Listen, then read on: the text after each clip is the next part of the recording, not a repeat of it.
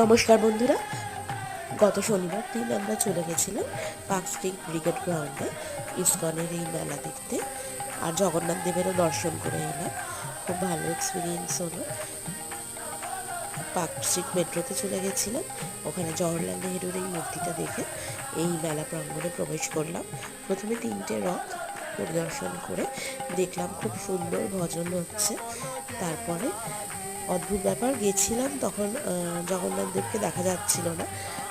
তারপর ওনার আরতির সময় হলো আর পর্দা খুলে জগন্নাথ দেবের দর্শন হলো। খুব ভালো লাগলো।